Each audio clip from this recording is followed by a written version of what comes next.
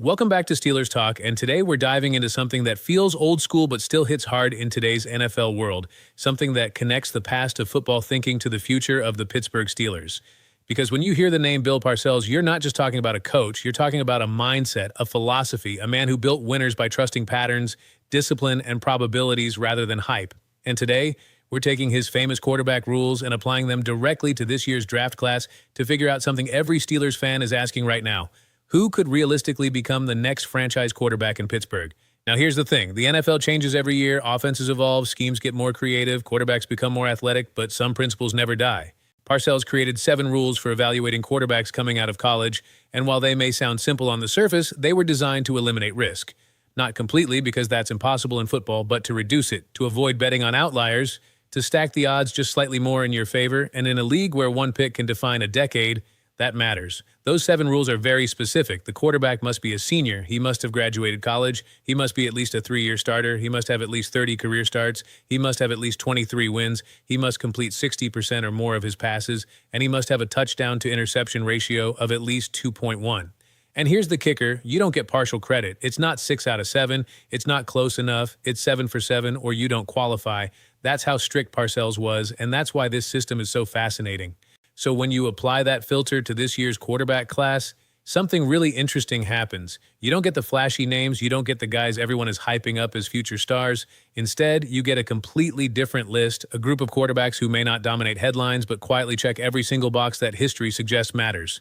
At the top of that list is Drew Aller from Penn State, a player who has steadily built his resume and now finds himself in that mid-round projection range. Right behind him is Carson Beck, who brings big game experience and has already proven he can lead a team deep into high-pressure situations. Then you have Taylon Green out of Arkansas, a dynamic athlete with upside that's still being unlocked.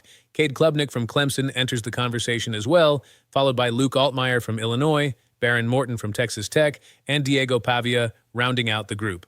Now, on paper, that's 7 quarterbacks who meet every single one of Parcells' criteria. But here's where things start to get even more interesting. None of these guys are projected to go early in the draft. In fact, most of them are expected to land somewhere on day 3 or even go undrafted. That immediately tells you something. Either the league is missing on these players or the criteria itself is no longer enough in today's game. And that's the tension we're exploring in this video. Because while this list gives us a starting point, NFL teams don't stop there. They layer in physical traits. They look at size, speed, arm strength, hand size, mobility, durability.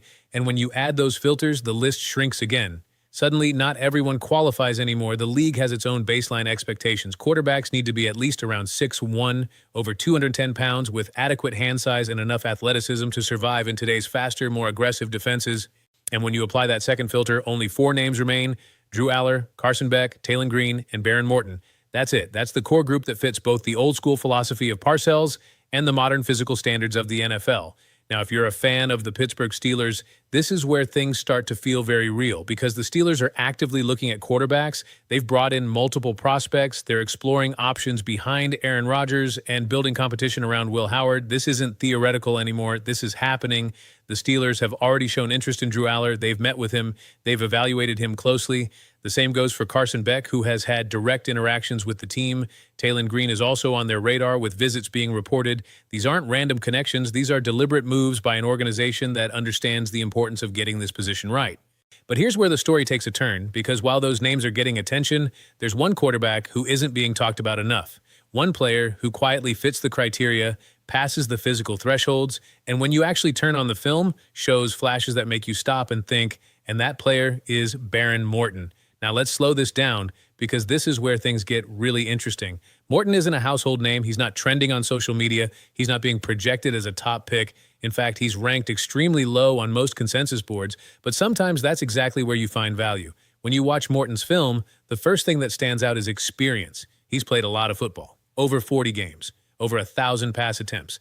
That matters more than people realize because quarterback is a position built on repetition and decision-making under pressure, and Morton has seen a lot.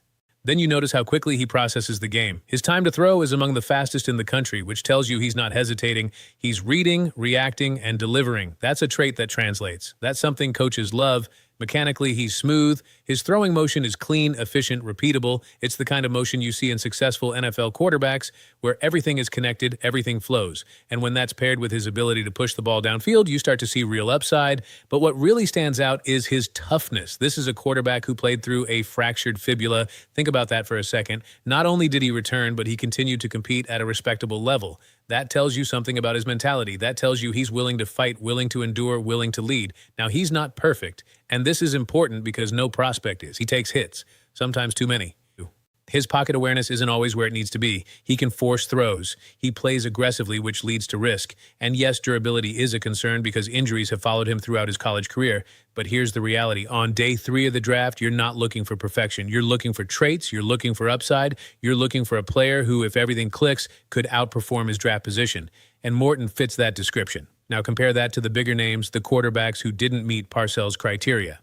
Players like Fernando Mendoza, Ty Simpson, and Garrett Nussmeier. These are talented players, no question.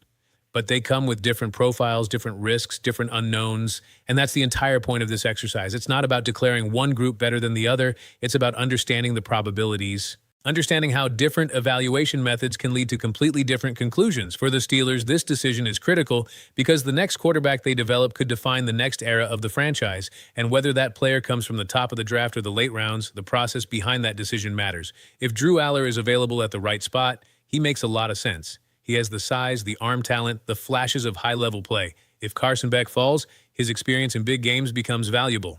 Taylon Green brings athletic upside, that's hard to teach. And if all else fails, Baron Morton sits there as a potential diamond in the rough, a player who could be developed without pressure, without expectations, and maybe, just maybe, become something more. And that's what makes this entire conversation so fascinating. Because sometimes the future of a franchise isn't found where everyone is looking. Sometimes it's hidden deeper in the draft, waiting for the right team, the right system, and the right opportunity. So as we get closer to draft night, keep these names in mind. Not just the headlines, but the fits. Not just the hype, but the structure. Because the Steelers aren't just looking for a quarterback. They're looking for stability, for development, for the next leader of their offense. And whether they follow the old-school philosophy of Bill Parcells or trust their modern scouting approach, one thing is certain. The decision they make at quarterback will echo for years to come.